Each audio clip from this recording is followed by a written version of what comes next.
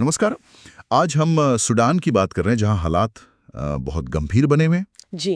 हमारे पास जो जानकारी है वो एक ऐसे गहरे संकट की तरफ इशारा कर रही है कि UN secretary general Antonio Guterres ने भी कहा है कि ये नियंत्रण से बाहर जा रहा है। बिल्कुल, उन्होंने चेतावनी दी है। तो आज हम इसी मुश्किल स्थिति को थोड़ा समझने की कोशिश करेंगे। मतलब ये लड़ाई शुरू कैसे हुई, आम लोगों पर क्या बीत रही है और ये मानवीय संकट कितना गहरा है। हाँ, ये समझना बहुत जरूरी है। तो सबसे पहले ये लड़ाई की जड़ें कहाँ से शुरू हुआ ये सब?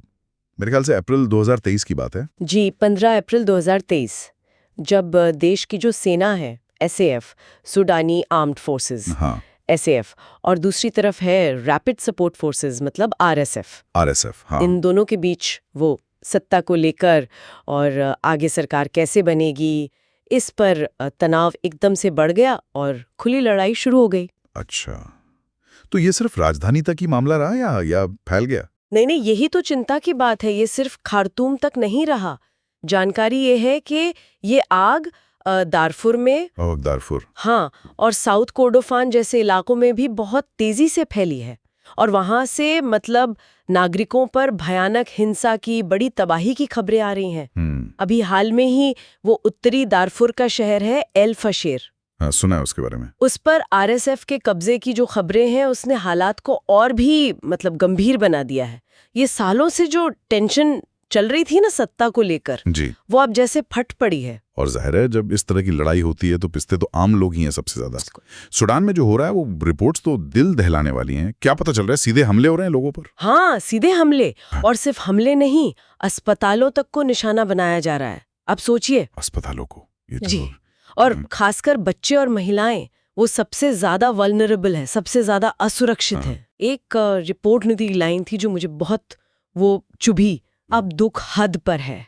अब दुख हद पर है। हाँ, और ये खास तौर पर बच्चों के कुपोषण के बारे में कहा गया था, जो खतरनाक लेवल पर पहुंच गया है। ये भगवान। और ये एल फिशेर वाली घटना, उसमें क्या हुआ था? कुछ आंकड़े थे शायद? हाँ, वो बहुत ही गंभीर आरोप है आरएसएफ पर कि एल फिशेर में हाल ही में कम से कम 1500 लोगों की हत्या की गई। 1500 लोग? जी, ये आंकड़ा ही बताता है कि मानव अधिकारों का कितना बड़ा उल्लंघन हो रहा है वहां। ये सिर्फ फौजी लड़ाई नहीं है, ये एक मानवीय त्रासदी बन चुकी है पूरी तरह से। ये तो वाकई बहुत ही भयानक है। और अगर मानवीय स्थिति की बात करें तो जरूरतें कितनी बढ़ गई हैं, कुछ अंदाजा है? अंदाजा, आंकड़े चौंकाने वाले हैं। करीब 3 करोड़ लोगों को किसी न किसी तरह की मानवीय सहायता चाहिए। 3 करोड़? हाँ, ये सूडान के इतिहास के शायद सबसे बड़े मानवीय संकटों में से एक है। बाप रे। और खाने पीने का क्या हाल है? खाद्य असुरक्षा जिसे कहते हैं, वो भी चरम पर है। लगभग 2 करोड़ 12 लाख लोग। 2 करोड़ 12 लाख? जी, मतलब देश के करीब 45% आबादी, 45%? ये गंभीर खाद्य असुरक्षा झेल रहे हैं। 45%? हाँ, जिसे वो आईपीसी फेज 3 या उससे ऊपर का संकट कहते हैं। मतलब लोग भुखमरी के बिल्कुल करीब हैं। और हेल्थ सिस्टम, अस्पतालों का जिक्र किया आपने। हेल्थ सिस्टम तो समझिए लगभग ढह चुका है। कई बड़े अस्पताल या तो बंद हैं या बस नाम के लिए चल रहे हैं, बहुत कम कैपेसिटी पर। तो फिर बीमारियां फैलने का खतरा बहुत ज्यादा बढ़ गया है। तो इसका मतलब ये हुआ कि लड़ाई, फिर ये तबाही, बाजार बंद, अर्थव्यवस्था भी पूरी तरह बैठ गई होगी। बिल्कुल, जानकारी यही बताती है। ये सब चीजें जुड़ी हुई हैं, लड़ाई, इंफ्रास्ट्रक्चर का विनाश, बाजारों का ठप होना, सब मिलकर अर्थव्यवस्था को भी घुटनों पर ले आया है। तो कुल मिला के जो तस्वीर उभर रही है वो ये है कि सूडान एक दुष्चक्र में फंसा हुआ है।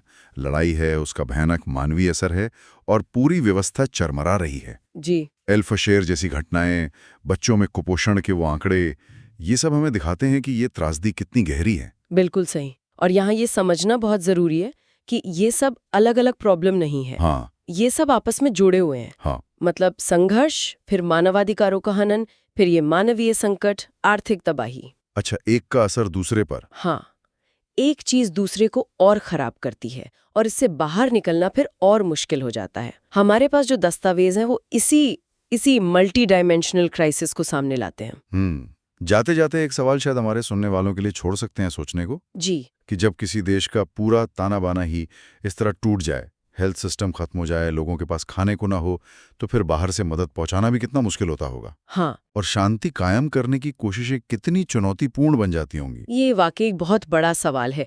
लॉजिस्टिक्स और सुरक्षा, दोनों ही बहुत बड़ी चुनौतियां बन जाती हैं ऐसे हालात में।